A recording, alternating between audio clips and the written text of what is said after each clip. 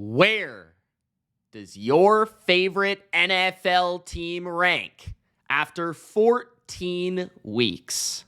Welcome back, football fans, to another week of the BLV NFL Power Rankings. This is the video where I rank every NFL team from the worst, number 32, to the best, the number one team in the NFL entering Week 15. This is the most in-depth, brutal, and honest NFL power rankings on the internet. Let's get going. You know what to do. Gronk, spike the like button. And I know some of you are not subscribed, so subscribe, bro. Come on, what are you waiting for? What am I waiting for? Let's get to number 32. The worst team in the NFL is the New York Giants. And guys, let me know in the comment section below what you think about the placement of your favorite team. Am I right or am I wrong? I know that I'm going to anger some fans, so let me know in the comments. At number 32, the G-Men. The Giants are the worst team in the league. They nearly pulled off a late upset over the New Orleans Saints as Derek Carr got injured late in that football game. Drew Lock and the Giants couldn't quite pull it off.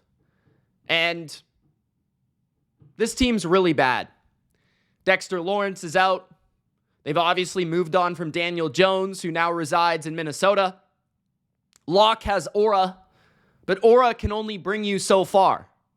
The offensive line does not have any aura because it can't block. It's the worst O-line in football. The worst. I like Malik Neighbors.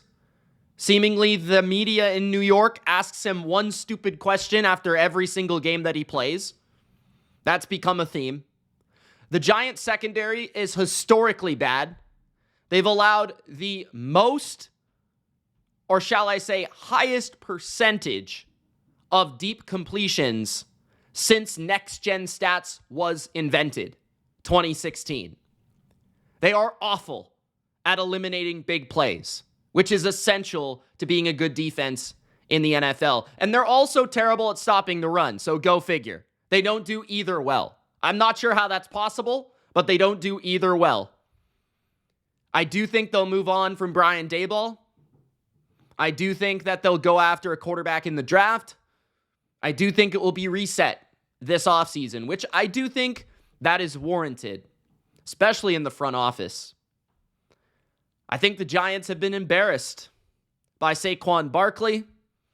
I think the Giants have made a horrific decision by signing and re-signing and extending Daniel Jones that put their franchise back multiple years. This is the worst team in the league because of the decisions they've made.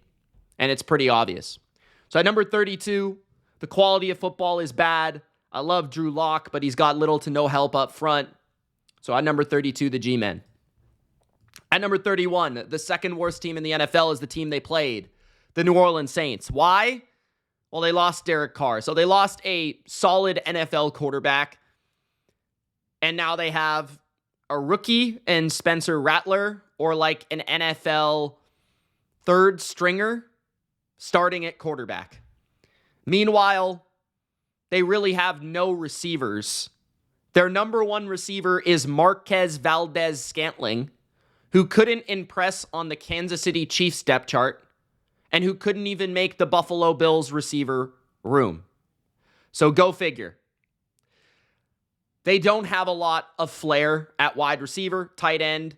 Taysom Hill's out, Chris Olave's out, Rashid Shaheed's out. So not a lot of weaponry to go around. The offensive line has struggled throughout the season, up and down. I do give Kubiak a ton of credit. I think he's done a great job with what he's been given, and I think he's been able to evolve and adjust and find ways to still be able to move the football with Derek Carr under center. It's just going to be that much more difficult with an inexperienced quarterback that is just not all that talented or that good either way. Alvin Kamara is still fighting, but I mean, there's only so much you can do. Defensively, I do think they've played a little bit better lately. Weirdly, since they've fired Dennis Allen, it feels like they've come out with more vigor, more effort. They've put forth a stronger performance. Maybe that's just been the schedule they faced, but they still struggle to stop the run consistently. This is just not a good team. I don't really know what they do well. I think the Saints have been in need for a bad season for quite some time because honestly, they have not had really a bad season. They've kind of been floating around relevant to like mediocre for the past like 5 or 6 years. So, I mean, ever since Drew Brees retired 2020, so how many years has that been already? It's been 4 seasons. This is the 4th season of that or the 3rd season of that. So, yeah, they have not really been in the playoffs since then, and they've been floating around mediocre. So, they haven't been able to rebuild properly. I think this could be the first offseason that they maybe look to start a little bit of a rebuild, or maybe perhaps they keep the Derek Carr experiment going because they figure that, hey, we still got some weaponry here. We've got to find a new coach. Maybe he can get the most out of this experience, but defensively, they're not the same either. So I do wonder what the Saints are going to do. This is not a franchise that is in a good spot, given where they're at with the cap space, given at where they're at with the quarterback position, where they're at head coach. I mean, they have nothing really from a franchise player standpoint to lean on. I mean, what's their greatest asset going forward? What is it? Jermari, what is it? Turtle, what is it? What are the Saints leaning on into the future? I mean, their best assets might be a right tackle and like a wide receiver, maybe? Like, what else do they have really going for them? So, and that's not good. So, at number 31, the Saints are, they might fall to like the worst team in their division moving forward. They might, I don't want to be super negative, but maybe they can squeeze one more year. It feels like this franchise needs a desperate reset. At number 30, the Las Vegas Raiders. I don't really know where to rank the Raiders because they're on their 3rd quarterback. Aiden O'Connell was actually playing pretty well. He played exceptional against the Chiefs. I thought he played really, really well in that game.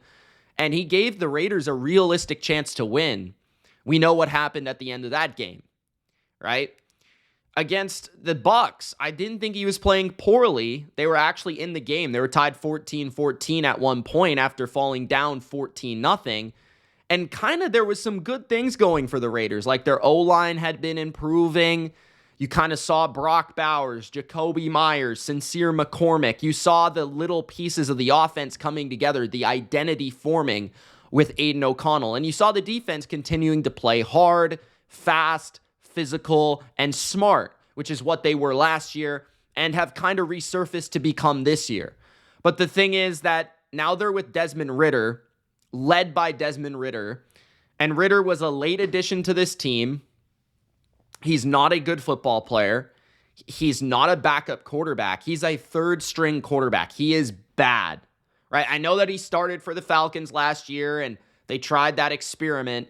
It was not a good one. It was awful, right? It was costly for Arthur Smith and his job, okay? He is really bad. So I see the Raiders as a steep decline even from Aiden O'Connell because I thought Aiden O'Connell, he had a good arm. He was good in the pocket. He could make downfield throws. I'm not sure what Ridder is. He's not accurate. He doesn't have good mechanics. He is athletic, but not really functionally athletic, if that makes sense. He's not really slippery or quick or savvy. He's just kind of like robotically athletic. Not sure if that makes much sense. He's also a dork. On top of that, you've got a defense that I feel like is very energy and vibes based. The Raiders tend to play really well defensively when they believe in the operation, and it feels like they fall apart when they don't. So at number 30, I think Antonio Pierce has got to go. I think that Mark Davis has got to make a decision here. I think he's got to hand the keys to Tom Brady and say, hey, have an offseason to yourself. Go pick the quarterback. Go pick the head coach. Go bring in somebody you trust, and let's try to build a culture and build a team in the Raider way. And I think the thing about Mark that he's most struggled with is that he doesn't understand his father. He doesn't understand the Raiders. He doesn't understand Al Davis. He doesn't understand the winning culture of the Raiders. You would think he would. He has great admiration, obviously, for his father and the players of the past, but he trusts the players over the people that have been there and done that in the front office, over the coaches, over the guys that really know what it takes to build a winning culture. He is trusting too many different voices, too many different players. You could just get that vibe by his haircut alone. I mean, again, he thinks that his girlfriend is with him because he's handsome. That's all I have to say. At number 30. At number 29, the Tennessee Titans. I hate this team. I'm absolutely done with the Tennessee Titans. I can't stand this football team. I can't stand their coach, who's an even softer, worse version of Zach Taylor, if that were even possible. Maybe they can share the sponsorship of Charmin. I can't stand Will Levis's inconsistencies. I can't stand the fact that this offensive line has been absolutely horrific for seasons, and they've yet to fix it despite multiple first-round picks. I despise the fact that Nick Whisper-Kokine has multiple touchdowns in a row and then can't do shit in Week 14. I despise that the defense made me look a fool against the Commanders, and the offense made me look a fool against the Jacksonville Jags. I just can't get any consistency out of this football team. They're the most inconsistent product in professional sports. I don't understand it. And yet this is the franchise that fired Mike Vrabel. What an absolute joke. Mike Vrabel was one of the best coaches in the NFL. This team let him walk because they traded A.J. Brown. It spiraled out of control. And ultimately, that made Mike Vrabel angry. And that made Mike Vrabel want more power, and that made Mike Vrabel leave because the Titans were not willing to give it to him. Hopefully, Mike Vrabel finds a home somewhere successfully so he can whoop the Titans' candy asses, because they're a bunch of candy asses. These jabronis. I hate this team. They suck. At number 28, somehow Mac Jones did it. He did it, guys. Hey, man, I'm proud of Mac Jones. Mac Diddley, he made it happen, bro. For some reason, he's better in the fourth quarter than he is in the first quarter, but he did figure it out against the Titans, and they won the game. So congratulations to Jacksonville. Now, Urban Meyer is telling Jacksonville to not hire Bill Belichick. He's also saying before Doug Peterson has been fired that they should really go after a younger coach.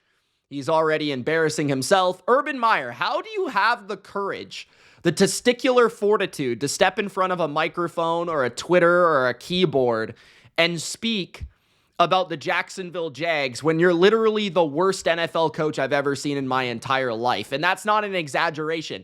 How do you even have the testicular fortitude or the cardio to go through that? Like, what are you like, this guy must be the biggest egomaniac to ever exist in the history of the Florida program, and that had a lot of ego.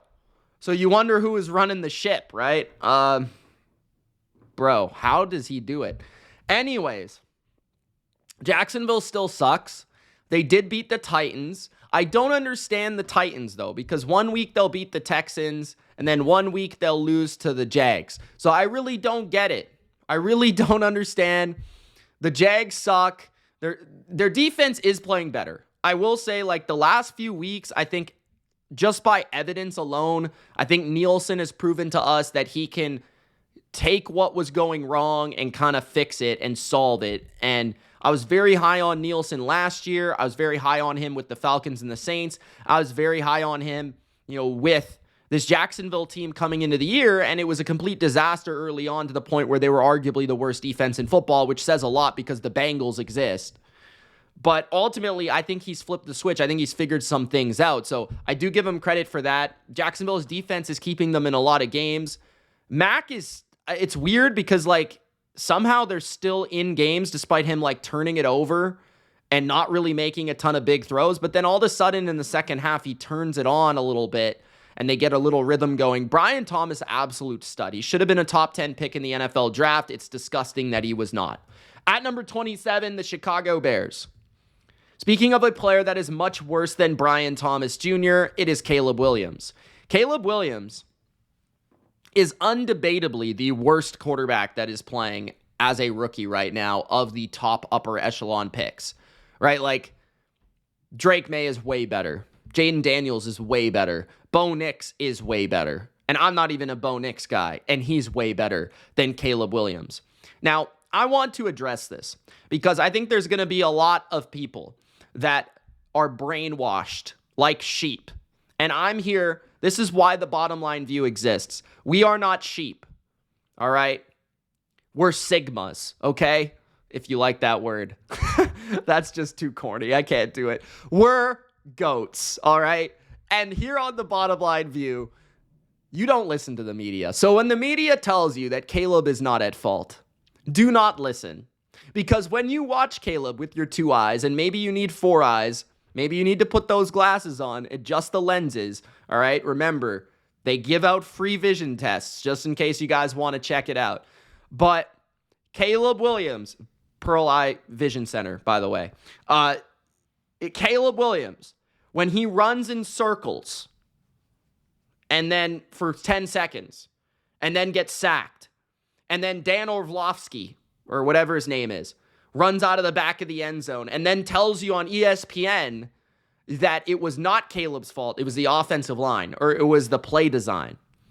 Or the play design was at fault because Caleb threw the ball 6 yards short of the receiver, or he had Keenan Allen wide open on a corner route and he threw the ball at the dirt. If somebody tells you that and you believe them, please unsubscribe to my channel. Caleb Williams sucks. There's no way around it. He is not good. I don't think it's a mistake that he's played decent teams lately. And even against an awful football franchise, the New England Patriots, he looked embarrassing. I don't think it's a mistake that in the moments of the game that are supposedly the easiest, scripted, the early part of the game. That's usually when offense is easier, typically. Caleb's at his worst. Caleb is terrible to start these games. Like, you look at game after game after game after game and how he has played in the first quarter, first half. He looks like Jalen Hurts out there. Like, he can't complete a pass. All right, he's taking sacks. He's holding the ball too long.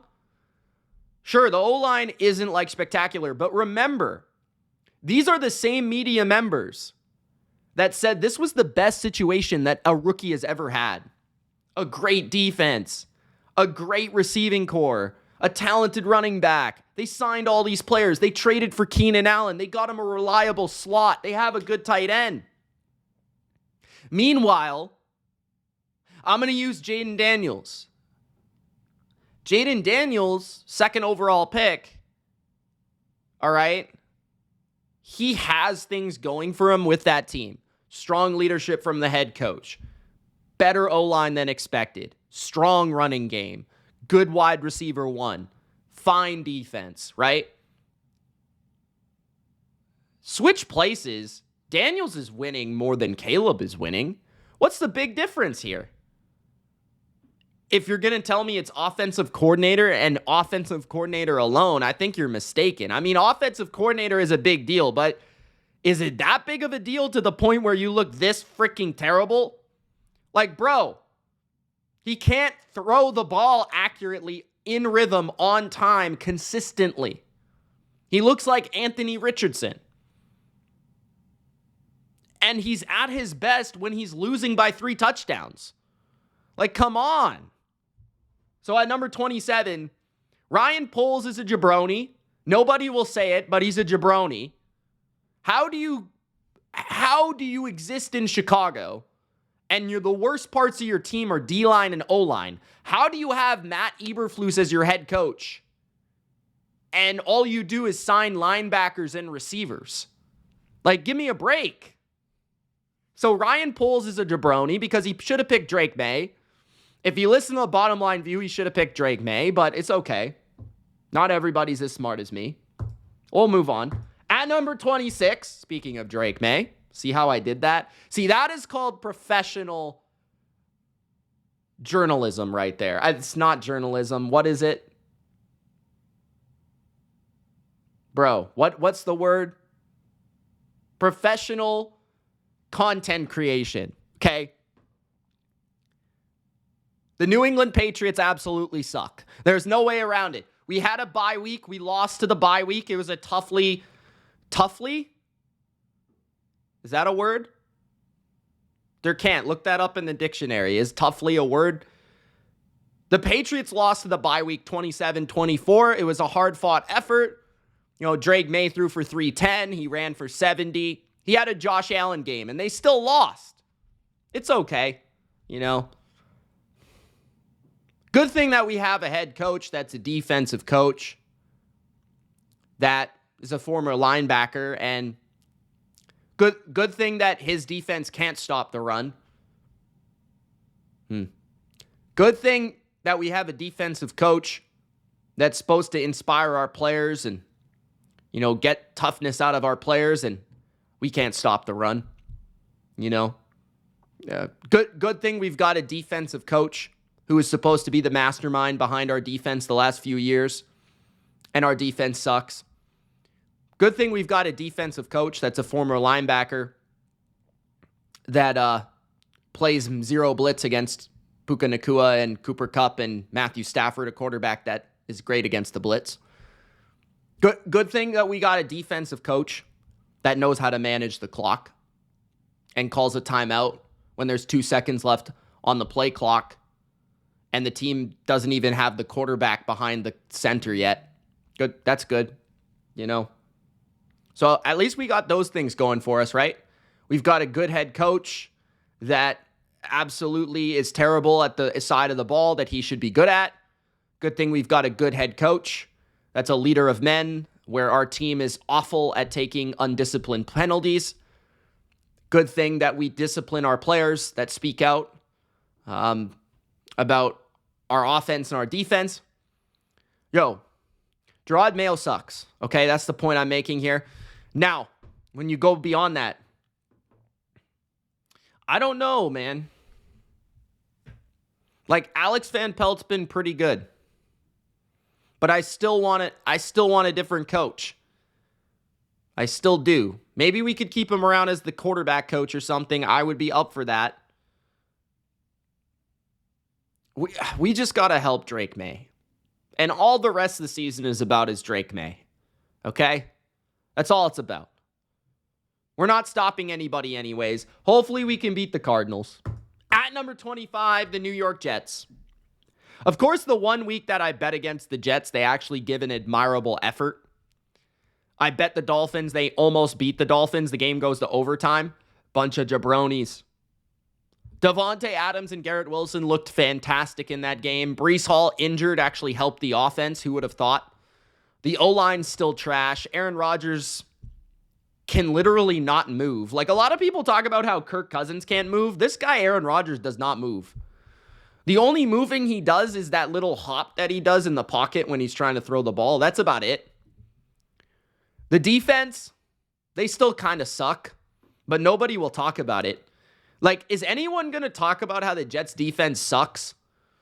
Literally not one person talks about how the Jets defense just blows chunks. Does anybody talk about this? They suck. Sauce Gardner, bad. The Jets are an embarrassment to pro football. At number 24. Is that right? 24. Why'd I think that was wrong? Shout out Kobe. 24. The Dallas Cowboys. Dallas at least is professionally ran on offense and defense by Mike McCarthy and Zimmer. I actually felt like the Cowboys played pretty well besides that, whatever that punt was.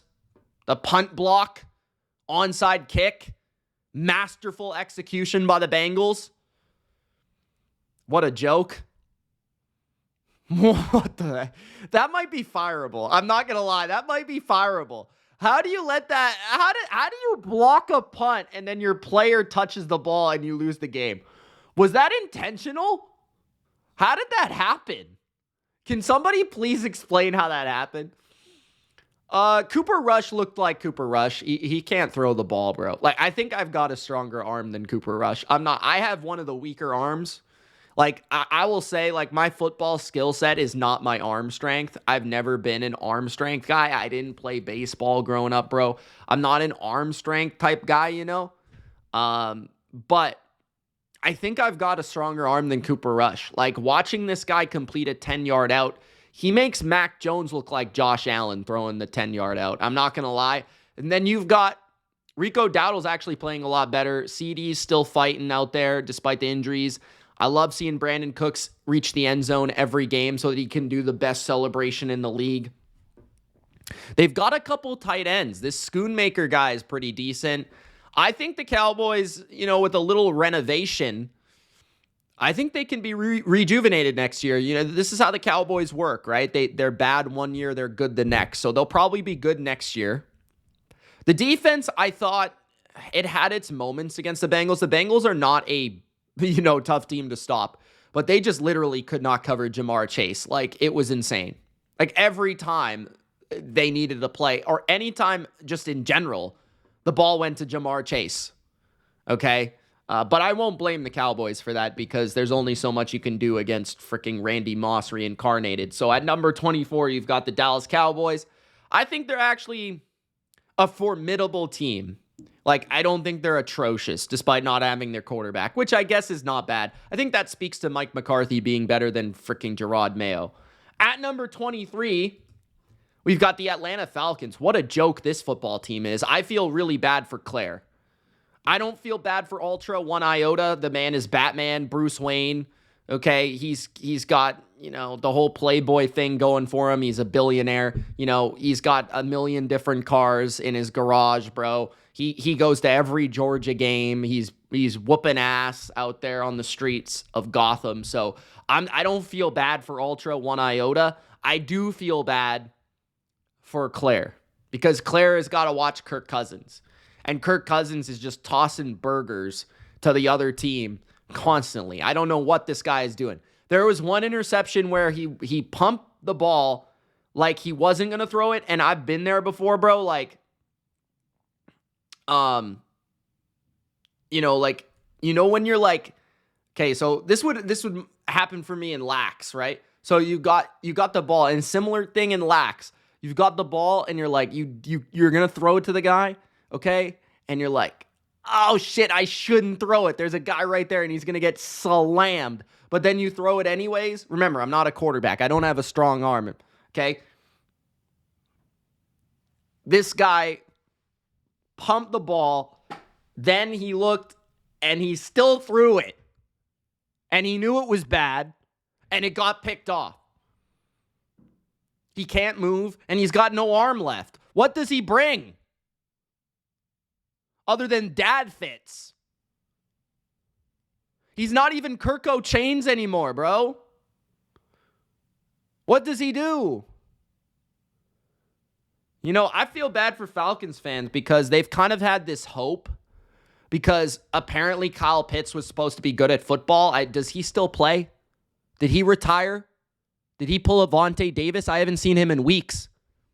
Bijan's really good. Drake London's really good. Darnell Mooney's pretty good. The O-line's super overrated, but we won't discuss that. The defense still sucks despite getting a bunch of sacks on Sam Darnold. But Sam Darnold, allows you to pump your sack stats up. He's a very nice guy in that regard.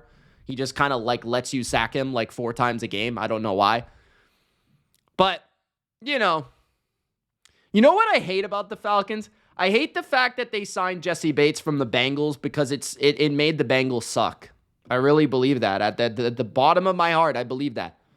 I think they should donate Jesse Bates to the Bengals. I really do. At number 23, the Atlanta Falcons are absolutely phony.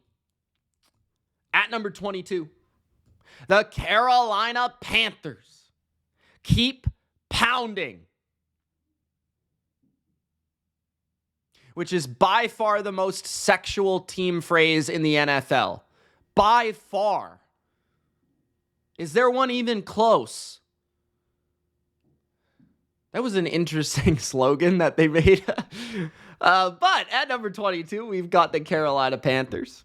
Bryce Young is impressing me. I am not a Bryce Young guy. I haven't been a Bryce Young guy since the day I watched him live in person. And I saw that little man roll out and should have got a safety in the back of the end zone in Texas. And I said, that jabroni is not going to be good in the NFL. And it just so happens he's probably not going to be good in the NFL, but he's looking decent. Bryce somehow has gotten this skill to him in the last few games where despite not being fast, quick, or elusive, they can't sack him. He has this almost Mahomes-like, maybe more so Baker Mayfield, where I don't know why, but D-lines can't sack him right now. He just keeps making plays outside the pocket. And you're seeing the play from Alabama. The vision, the seeing the field, the accuracy.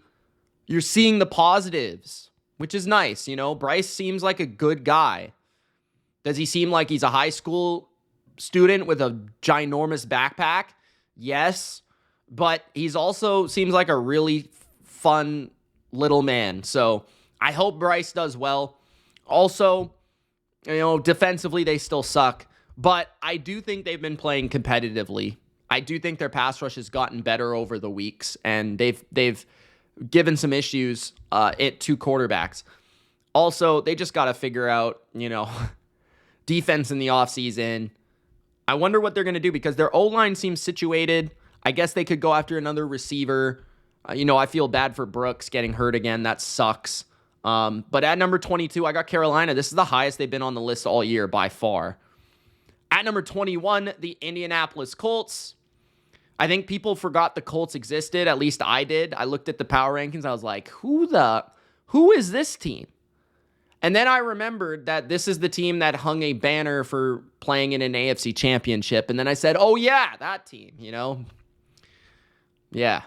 The Indianapolis Colts, the team with the quarterback that completes 40% of his passes, and yet somehow they're still in their division race, I think, although they have absolutely no chance. I don't really exactly know what this team does well. I'm trying to figure it out. Shane Steichen, I guess, is a good play caller. I don't know if I'm convinced he's a great head coach. I think there are certainly many that are better. I think that as a play caller, he's really good. But I don't know if he's a great head coach. Defensively, I think their D-line is solid, but it's not electric or anything. Buckner's still playing at a high level. Grover Stewart's gotten better over the year. The linebackers are solid. I think that the safety, Blackman's played really well this year. They've gotten some improvement from corner. But the defense isn't great. I think the scheme is obviously limited, as we discuss every week. The offense doesn't have a passing game with any sort of rhythm or consistency due to the quarterback. The quarterback is just bad Cam Newton. Anthony Richardson is basically Cam Newton in the year 2020 when he was washed. But with Cam Newton's arm strength that he had in 2015, but he just can't hit water if he fell out of a boat. And then you've got an O-line that's beat up. You've got a run game that, looked good against the Patriots, but I think the high school team would look good at running on the Patriots because, again, Gerard Mayo is an elite defensive coach. At number 21, I've got the Colts. I do not know why they're at number 21. Do not ask why they're at number 21. They just are. That is the Indianapolis Colts of 2024. At number 20, the Cleveland Browns. One of my favorite teams to watch on a weekly basis. Last week, they were underwhelming, as maybe expected against the Steelers. You knew the Steelers in Pittsburgh were going to have the voodoo on their side. Field goal kicking did not go the way of Cleveland. Turnovers did not go the way of Cleveland. But Cleveland still is playing with heart, passion, and fire. And this week, we have the luxury, as people that love the sport of football, to cheer on Mr. Aura, Jameis Winston, against the absolute biggest jabronis to ever grace God's green football field, the Kansas City Chiefs, who have more voodoo magic than any team to ever exist in the history of football, the 2024 Kansas City Chiefs. It will be, in one corner, a pop sensation selling out arenas across the globe. More fans than any artist or athlete to ever exist. More teenage girls posting this person on TikTok than any other person to ever exist. And in the other corner, you've got Taylor Swift. So at number 20, the Cleveland Browns and Jameis Winston are going to roll up to Cleveland, back home, and roll over Taylor Swift. I don't even have anything to say about the Browns. They don't have a good record, but I still love them. I do not care. At number 19, the Arizona Cardinals. This team kind of sucks now. They had a moment where they were kind of interesting. They had me just a little bit. I was a little bit believing. Now, was I kind of not believing because they played Caleb Williams and then they played Aaron Rodgers? I was kind of like, bro, slow your roll. All right? You fluked one against the Niners. You know, yeah, you played that one amazing Kyler Murray Call of Duty game against the Rams. Okay, you had that one game. But besides that, bro, Kyler has not been great lately. The pass game in general, you know, him and Marvin Harrison feel like they don't practice together. Like, do either of these guys practice? Does Kyler even practice? You know, I love James Conner and Trey McBride is a dog, but the offense is kind of like chaotically annoying. Like, there's something about this offense that I just hate. Defensively, we know they're not that talented, okay? Like, we know it. They've kind of been outperforming their ability, that's for sure. I mean, you look at the depth chart, and it makes Carolina's depth chart look like the 2003 Carolina Panther defense. So, at number 19, the Cardinals are kind of coming back down to earth. I think that's the best way to describe it. Now, they do have an opportunity ahead of them to still win the division due to their schedule, but I'm not convinced they can even beat a team like the Patriots because, honestly, they're not that much more talented. I think, honestly, lately, May has probably been better than Kyler, and I think the Patriots' offense has been, you know, just as solid as the Cardinals, and we'll see if the Patriots' defense, with their great defensive coach, can show up. But that game should be interesting. At number 18, the Cincinnati Bengals, who have one of the worst defenses I've ever seen in my entire life. I'm not going to lie, this is one of the worst defenses I've ever seen. I was literally jumping out of my chair when the Bengals would make a 3-and-out or a stop, which I didn't think was possible. I don't think Bengals fans know what a 3-and-out is. And again, Zach Taylor is one of the biggest Charmin soft pieces of crap I have ever seen. Some of his facial expressions on Monday Night Football was absolutely hysterical. I don't think this team practices tackling in the practice. I really don't think they do. I don't think they know how to wrap up. I don't.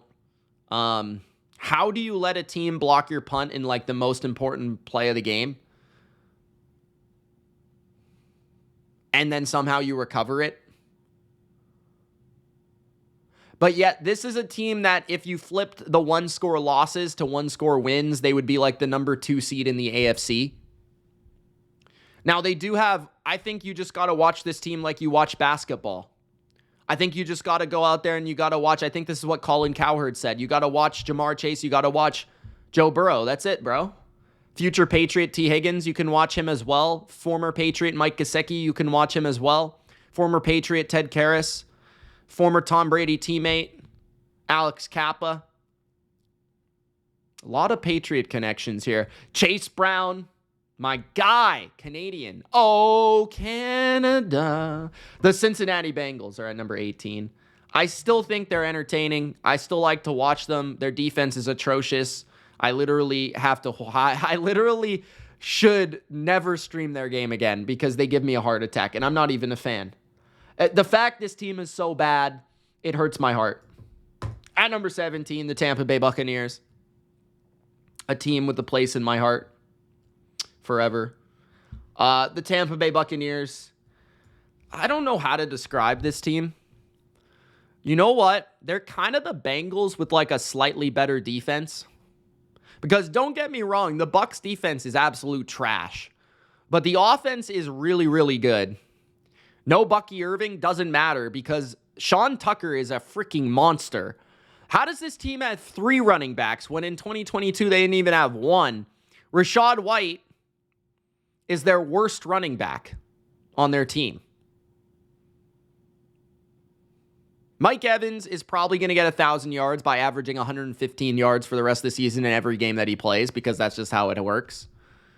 The defense now is without Antoine Winfield. We'll see how they perform against the Chargers. That's a huge game for them. But they're back in control of the NFC South, and I'm happy about it because Baker deserves it. This team deserves it. Todd Bowles, though, is absolute trash. I mean, can we get rid of Todd Bowles? What does Todd Bowles contribute other than absolutely dismantling Patrick Mahomes' legacy? What does he contribute to this conversation? His defense sucks. He's a coward. He punts the ball on every 4th and 2. Come on. Just hire Liam Cohen and do the Tampa Bay organization a favor, all right? At number 16, the San Francisco 49ers might be back. I don't want to get hurt again, so I'm not going to believe in it. But the 49ers are at 16 because they absolutely dismantled a team unlike any other team has dismantled a team in the NFL season. The 49ers had 300 yards and the Bears had -3 in the first half. Or it might have been they had 4 total yards, but like -3 passing yards. I don't know how that's even possible, but that's possible apparently. Kyle Shanahan, I think the biggest thing I take away from that game, he was back in his bag offensively. Purdy looked like Purdy. Kittle, Jennings, everybody was humming except for Debo because he's washed. The defense, I do think, is going to get really interesting. When will Boza be back? It is expected Dre Greenlaw will be back. Hufanga was back against the Bears, and that made a major impact for their run defense and just the ability to come down and make hits. Mustafa and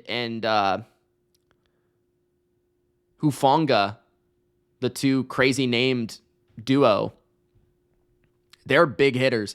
They're fearless. They'll come down. They'll play the run as safety. So those guys really help out. So San Francisco's defense, if they're going to make a little bit of a run back for this division, this defense is going to have to play like they did back in 2022. I think it's possible. It's possible. The Niners have been, one of those awfully unlucky teams. Like people think the Bengals are unlucky or the Ravens are unlucky. This is the team with the second best yard differential in football. And they're 6-7. And the other teams on the list are all playoff teams. So at number 16, I got the 49ers. At number 15, the Seattle Seahawks. I love their defense and how they're playing defensively. Leonard Williams is a Defensive Player of the Year candidate. Geno had one of his most efficient and effective days in a while. And Jackson Smith-Njigba is a dog, and so is Zach Charbonnet. I don't have a lot else to say. I'm intrigued to see Seattle play a real opponent, not the Cardinals, because they just own the Cardinals.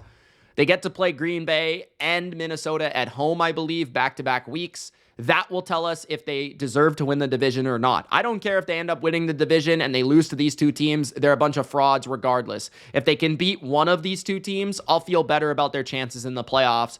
I kind of like Seattle. I like Mike McDonald. I like Geno. I like some of their players. I just feel like they're a team that I just can't really get fully behind because they're so inconsistent on offense. I just can't believe they're nothing but a jabroni. All right, at number 14, the Los Angeles Rams. They beat the Bills, so therefore they move up. Stafford, looked like Matthew Stafford. Remember when Durkant said this guy wasn't a top 10 quarterback? Remember when he said that it was Stafford who was overrated? This is going back, all the way back. I'm pointing at you, Durkant. Matthew Stafford, I still remember Cooper Kupp, but especially Puka Nacua. Dog. I mean, if there is one player that deserves the adjective, the nickname, D-A-W-G, dog. It is Puka Nacua. Let's get that fact straight. Sean McVay had his best coach game of the year. His play calling was in absolute rhythm. It was fireworks. It was art. It was a symphony. Stafford was freaking unbelievable. There was bullets everywhere, flying. The defense sucks. They're slow. I told you. They suck. Their linebackers can't run. Bro, you see their linebackers try to chase Josh Allen? It was comical.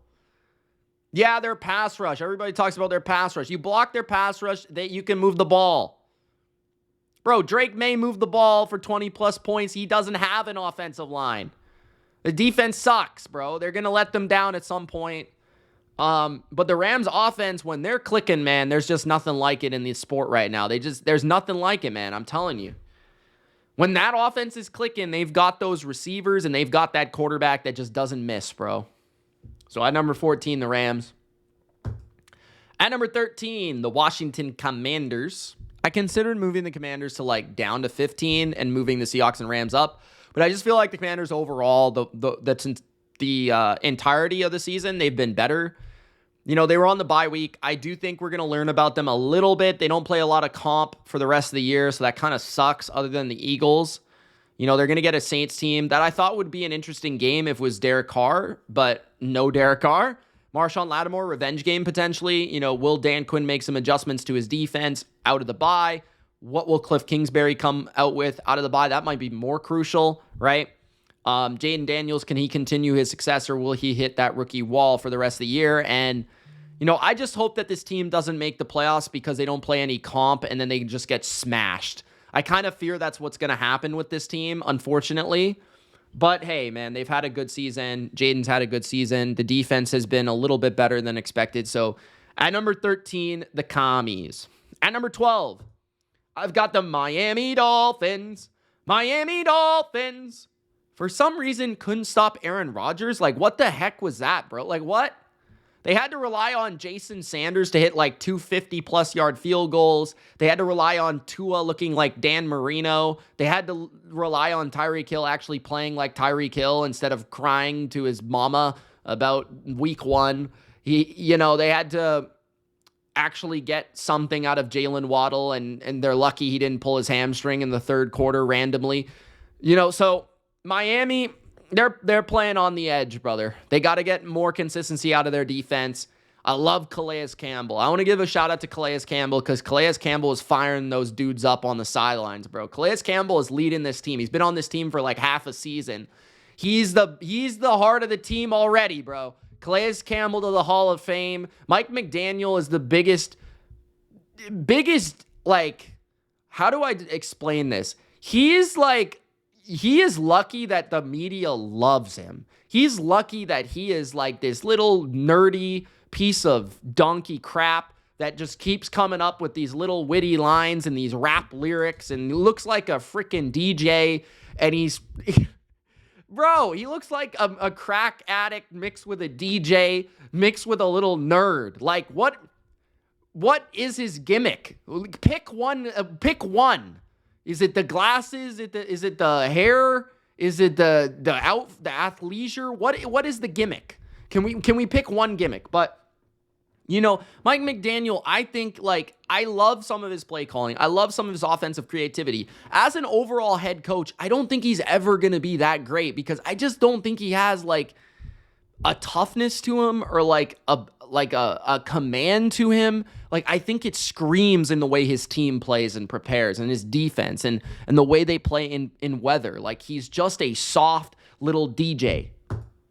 At number 11, the Denver Broncos. You know what sucks?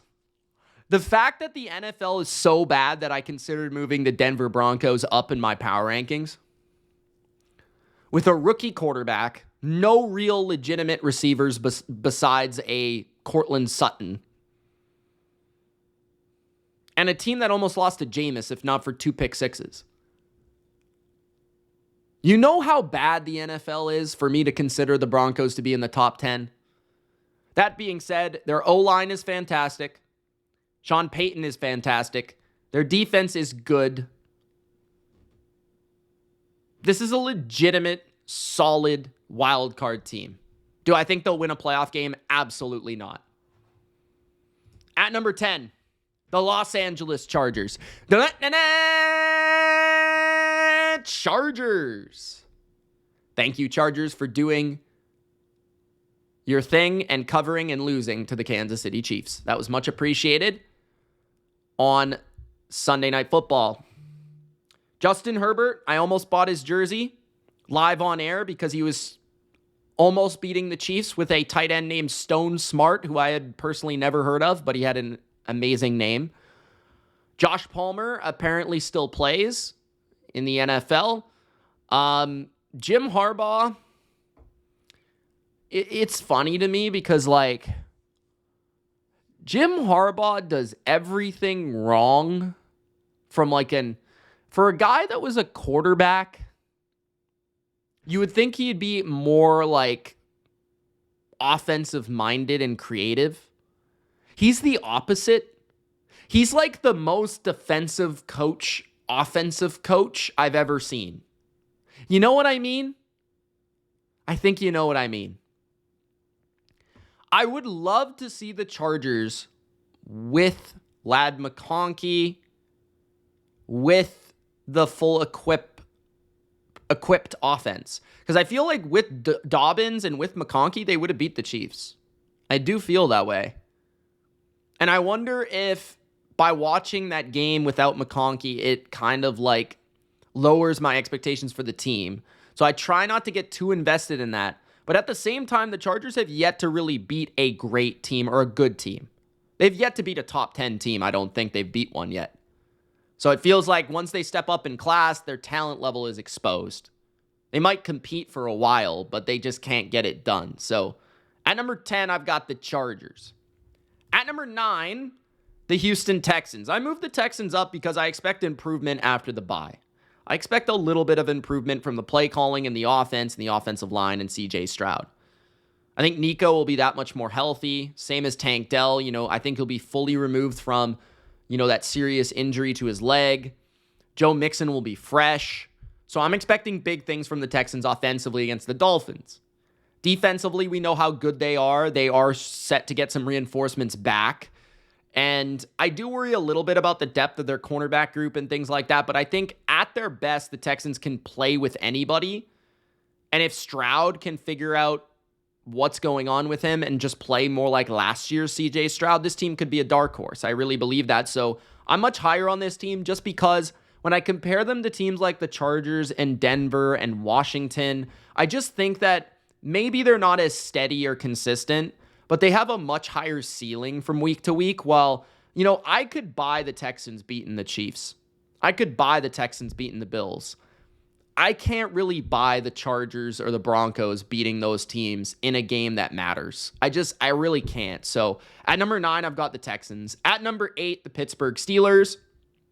I've actually moved them down, and it has nothing really to do with their game against the Browns. It pretty much went exactly the way I thought, right? Like the Browns, they're a bad football team. They're a flawed football team. They missed field goals. They turned it over. The Steelers capitalized, and they played well enough to win, and Russ didn't turn it over, and they ran the ball, and that's that, right? But I just decided to move a different team up, and it really has nothing to do with the Steelers.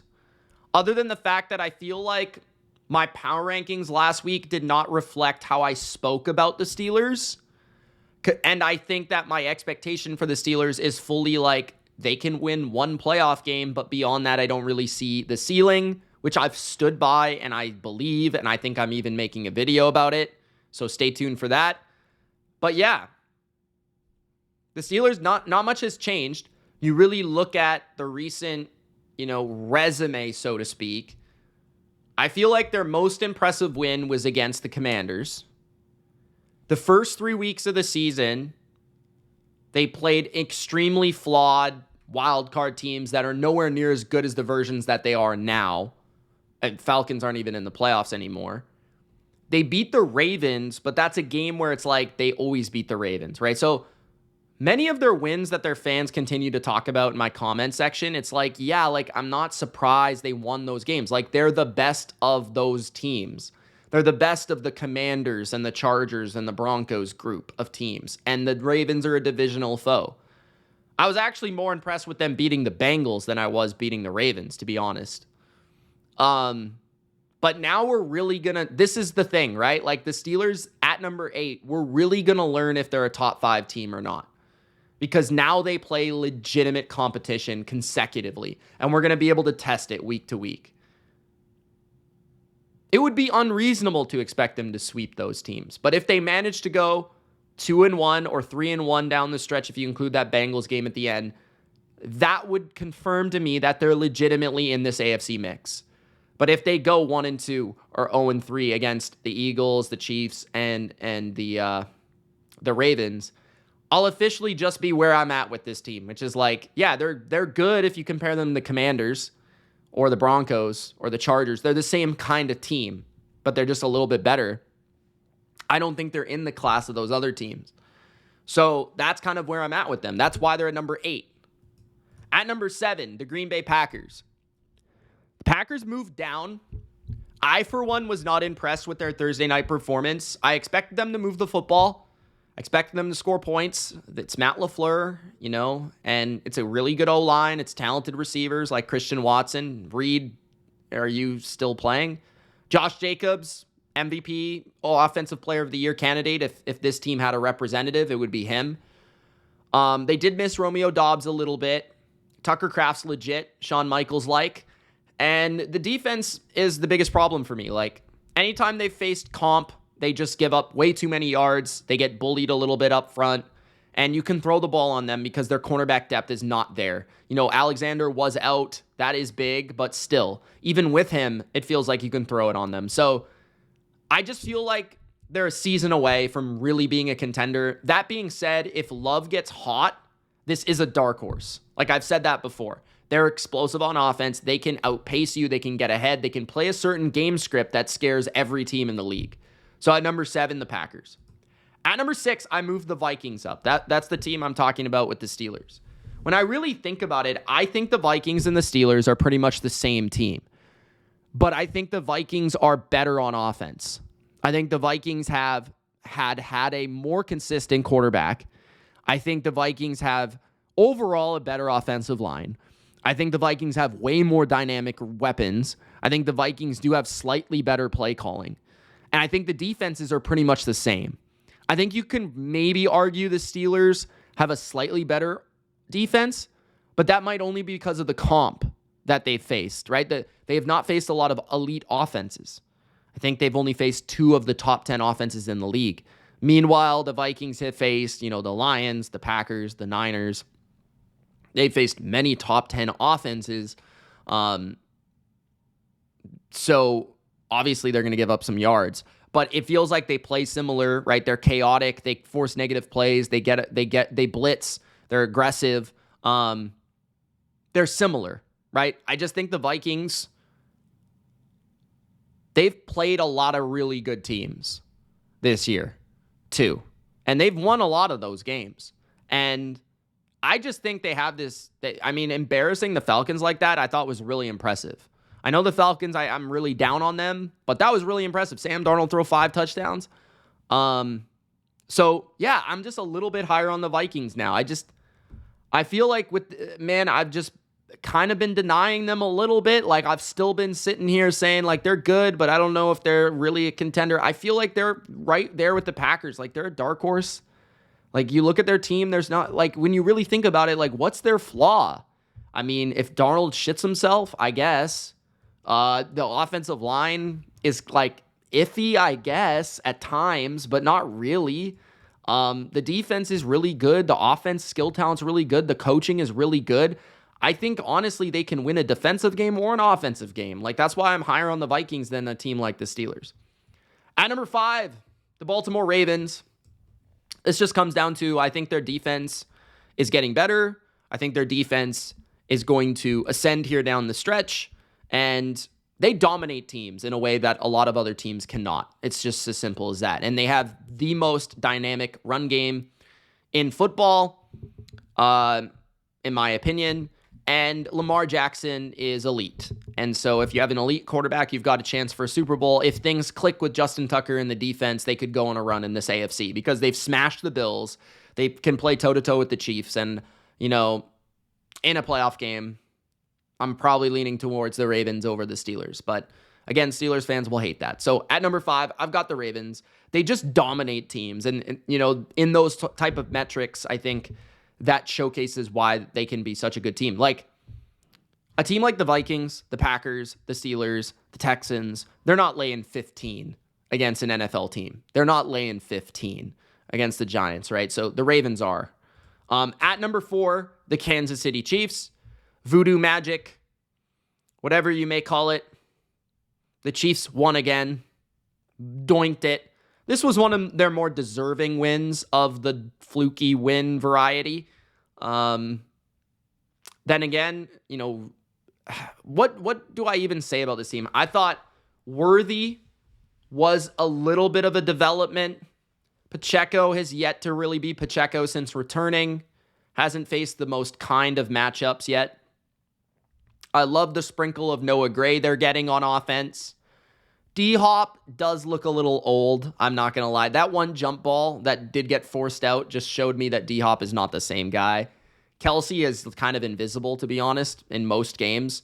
The defense did look better against the Chargers, but I do feel it had a lot to do with the Chargers personnel. I want to see how the Chiefs play defensively against Cleveland, because as bad as Cleveland is as a team, they can throw the rock. Jameis will test you in the secondary. So at number 4, they continue to win games. They play a 3-phase football. They don't really turn it over. They don't beat themselves. They win the fourth quarter. They don't miss field goals, literally ever. It's actually insane, no matter who's kicking it. So at number 4, the Chiefs. At number 3, the Philadelphia Eagles. Eagles. Eagles had probably their least impressive victory in a while against Carolina. I thought they could have lost very easily. If not for Leggett dropping the ball at the 1-yard line, they probably would have lost. That being said, they have one of the co-MVP favorites in Saquon Barkley. Their run game is just overpowering. They seem to have some sort of friction within the locker room because Jalen Hurts is ass and they can't throw the football. And ultimately, Eagles fans have asked Mitch, why do you only believe the Eagles can get to the Super Bowl and lose? And I think it has to do with the fact that is their ceiling.